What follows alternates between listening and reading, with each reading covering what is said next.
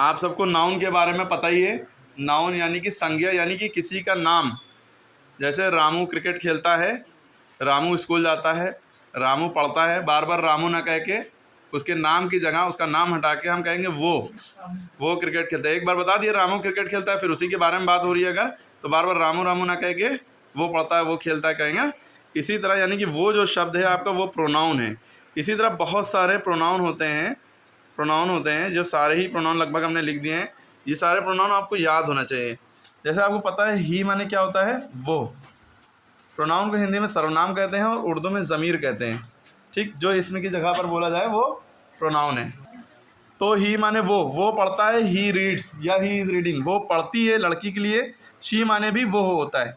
It माने होता है ये जानवर के लिए या बेजान चीज़ें के लिए यूज़ करते हैं। जैसे इट इज़ अ मार्कर या this is a marker, this माने और इट माने ये होता है।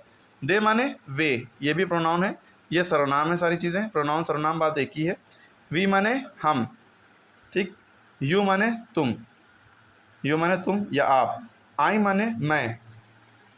और मैंने आवर भी पढ़ते हैं, इसको आर भी पढ़ते हैं। एक होता है HOUR आर, आर माने घंटा, एच साइलेंट होता है। ये OUR आवर या आर, इसको भी पढ़ते हैं। इसका मतलब हमारा। हिज माने उसका, हर माने उसकी। व्हाट भी एक प्रोनाउन है, सर्वनाम है। व्हाट माने होता है क्या। व्हेन माने कब, ये भी सर्वनाम है, प्रोनाउन है।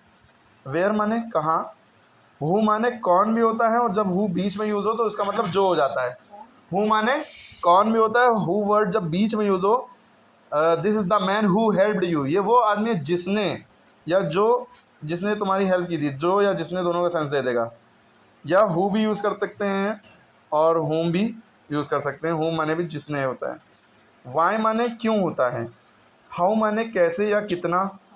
दैट माने भी वो या जो। That is a ball. That ज़्यादातर नॉन लिविंग थिंग के लिए यूज़ होता है जो बेजान है, लेकिन लिविंग थिंग में भी कुछ लोग यूज़ कर लेते हैं। विच माने कौन सा या कौन सी, या जो सा। Where the book which I gave you, वो बुक कहाँ है जो मैंने तुम्हें दी थी। और विच और दैट दोनों का मतलब सेम होता है। विच माने कौन सा या कौन सी, या जो सा। दैट माने भी जो। दैट माने की भी होता है, कंजंक्शन भी होता है दैट, और दैट प्रोनाउन भी होता है। डायरेक्ट इनडायरेक्ट में दैट कंजंक्शन का काम करता है, ठीक है। और यहाँ पे दैट माने जो। जैसे where the book that I gave you, that लग गया जो मैंने तुम्हें दी थी। Where the book which I gave you, ये भी जो मैंने तुम्हें दी थी, ठीक है। इस तरह से ये थोड़े हो गए। अब इस तरह से आवर माने हमारा, हमने बताया था। आवर्स माने भी हमारा होता है जब, ठीक है।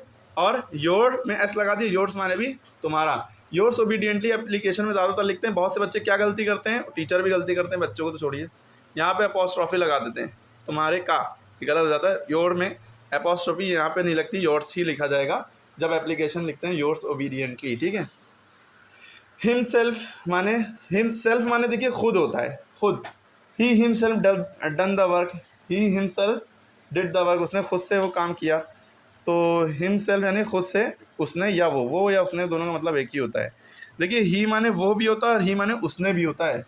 उसने खाना खाया, ही एट फूड, ठीक है। वो खाना खाता है, ही ईट्स फूड, दोनों का मतलब, ठीक है। हर सेल्फ माने भी खुद से। इट सेल्फ माने ये होता है, या ये माने ये उसने खुद से, या ये चीज़ ने खुद से, कहने का मतलब। देम सेल्फ माने उन्होंने खुद से। आवर सेल्फ माने हमारे से रिलेटेड। माई सेल्फ मैंने खुद से, I myself prepared a tea. You yourself कहते नहीं, तुमने खुद से ये काम किया। दिस माने ये, दैट माने वो, दीज माने ये सब, दोज माने वो सब। ऑल भी प्रोनाउन है। ऑल माने सब, सम माने कुछ, फ्यू माने कुछ, समबडी माने कोई, एनीबडी भी अलग चीज़ होती है, ठीक है, एनीबडी भी।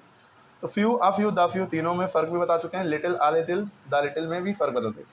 ईच अदर भी प्रोनाउन होता है एक दूसरे के साथ, एक दूसरे से। इसी तरह दे माने जैसे वे होता है, देम माने उन्हें।